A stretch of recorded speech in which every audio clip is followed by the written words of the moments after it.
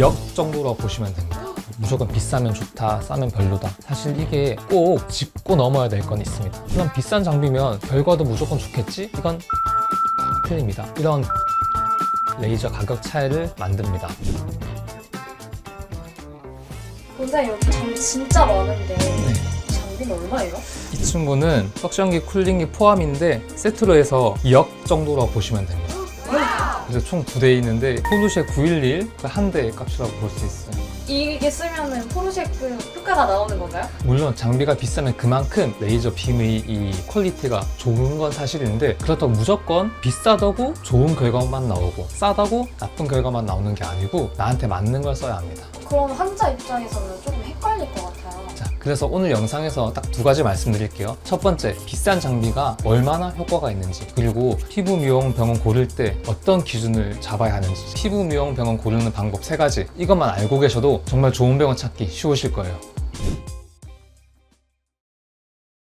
자, 제가 진료실에서 가장 많이 듣는 질문이 있어요. 써마지, 울세람, 인모드, 피코토닝 뭐가 제일 좋아요? 그리고 꼭 이어서 여기 정품 맞아요? 이 질문 정말 이해합니다. 시술 한 번이면 적은 비용이 아니니까요. 내가 이걸 제대로 받고 있는지 당연히 궁금합니다. 근데 문제는 여기부터예요. 장비 이름이나 가격이 병원 선택의 절대적 기준이 되기 시작한다는 거죠. 무조건 비싸면 좋다, 싸면 별로다. 사실 이게 절반은 맞지만 절반은 또 아니거든요. 오늘 그 차이 제가 한번 정확히 말씀드릴게요.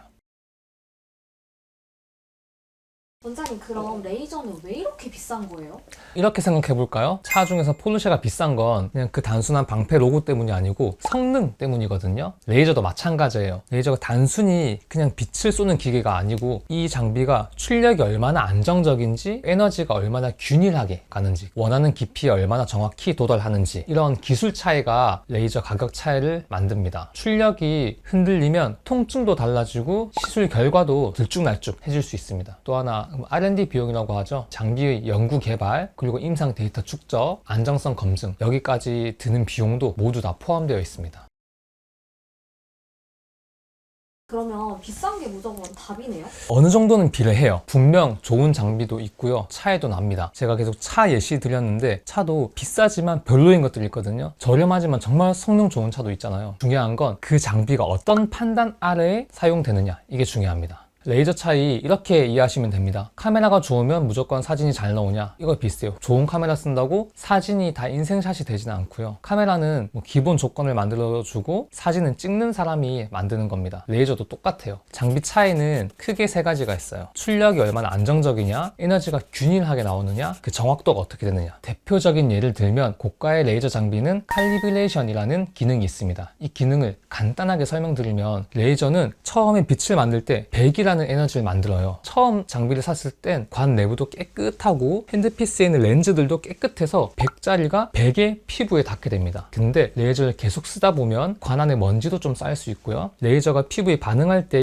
퓨움이라는 연기도 나오고 그게 또 렌즈에 묻고 손이 살짝 닿아서 얼룩도 묻고 이러면 얘는 똑같이 100을 만들었지만 피부에 나오는 에너지는 50이 될 수 있어요. 칼리브레이션 기능이 없는 건 이 처음에 만드는 빛의 세기를 감지를 하는데 이것만 모니터에 보여줘요. 칼리브레이션 기능이 있는 레이저는 이 레이저 빛을 만드는 에너지가 아닌 실제로 쏠 때 어떻게 나오는지 그 에너지를 체크해서 얼마나 얘들이 매치가 안 돼 있냐를 보고 렌즈를 교체해 주셔야 됩니다. 관을 갈아야 합니다. 이 안내를 띄워줍니다. 처음 산 장비나 1년, 2년 많이 사용한 장비나 균질한 에너지를 낼 수 있기 때문에 시술 결과에서 정말 안정적이게 될 수 있거든요. 또 장비 차이에서 소모품 관리도 중요한데요. 자동차도 정품 타이어를 쓰면 제성능 나오듯이 레이저도 소모품 상태에 따라서 차이가 날 수 있습니다. 이런 하나하나 요소들이 쌓이고 쌓여서 통증이 어떻게 되는지, 그리고 회복 기간이 어떻게 바뀌는지, 그리고 시술 결과 차이까지 이어질 수 있고요. 다만 여기서 꼭 짚고 넘어야 될 건 있습니다. 많은 분들이 이렇게 생각하시거든요. 그럼 비싼 장비면 결과도 무조건 좋겠지? 이건 반은 맞고 반은 틀립니다. 좋은 장비는 기본적으로 기대할 수 있는 결과값이 높은 건 맞아요. 출력도 안정적이고 에너지도 균일하게 나올 가능성이 높습니다. 하지만 사람들이 착각하기 쉬운 점은 장비가 좋으면 결과가 자동으로 따라온다고 생각하는 겁니다. 하지만 결과를 결정하는 건 강도를 어떻게 할지, 레이저 간격, 피부 상태에 대한 의료진의 판단, 이것들이 더 중요합니다. 즉 같은 장비라도 누가 어떤 기준으로 사용하느냐에 따라서 결과는 달라집니다.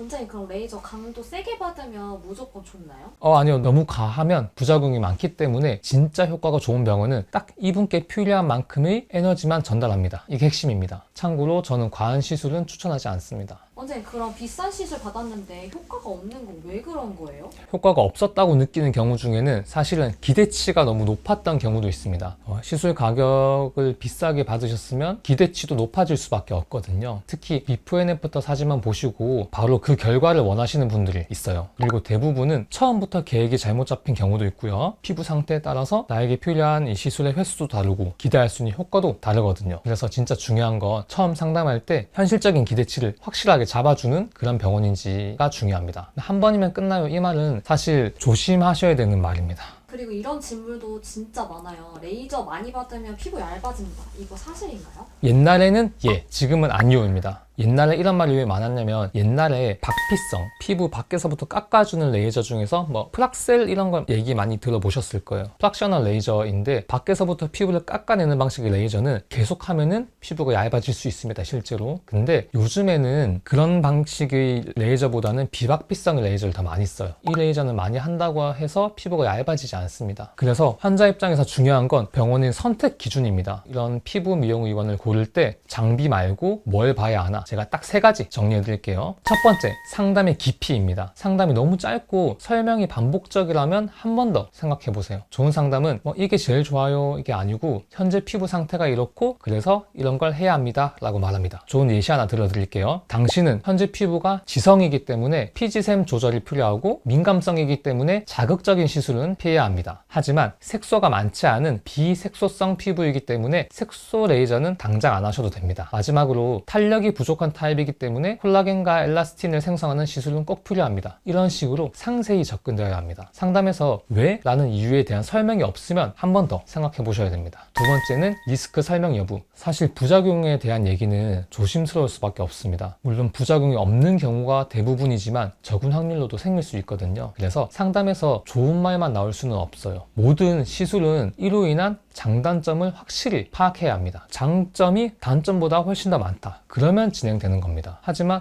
부작용 거의 없어요. 바로 좋아져요. 한 번에 끝나요. 이 3문장 나오면 오히려 조심하셔야 됩니다. 그리고 마지막, 진행 계획에 대한 설명입니다. 사실 이게 제일 중요해요. 이게 첫 번째, 두 번째 걸 다 담고 있어요. 병원 가서 저는 어떻게 시술이 될까요? 꼭 물어보세요. 강도는 어떻게 될지, 몇 번에 나눠서 할지, 어떤 기준에 따라서 조절할지, 이걸 설명해 주는 곳에 가시면 개별 피부 상태를 보고 맞춤형으로 접근하고 있는 곳이라는 뜻입니다. 오늘 결론은 이거입니다. 2억짜리 레이저, 물론 좋은 장비일 수 있습니다. 하지만 장비는 기본 조건이고 결과를 만드는 건 의료진의 판단과 세기 조절이 필요하고요. 같은 장비라도 접근 방식에 따라서 차이가 날 수밖에 없습니다. 병원을 고를 때는 장비 이름보다는 얼마나 시술에 대한 이해도가 높은지, 내 피부에 대한 이해도가 높은지 그 설명과 기준을 보셔야 됩니다. 혹시 궁금한 장비나 시술 있으시면 댓글 남겨주세요. 제가 다음 영상에서 진짜 솔직하게 말씀드릴게요. 오늘 영상이 도움이 되셨다면 구독, 좋아요 한번 부탁드리고요. 저는 다음 영상에서 더 솔직한 피부 이야기로 찾아오겠습니다. 지금까지 팩트로 얘기하는 민호랑의 민호 원장이었습니다.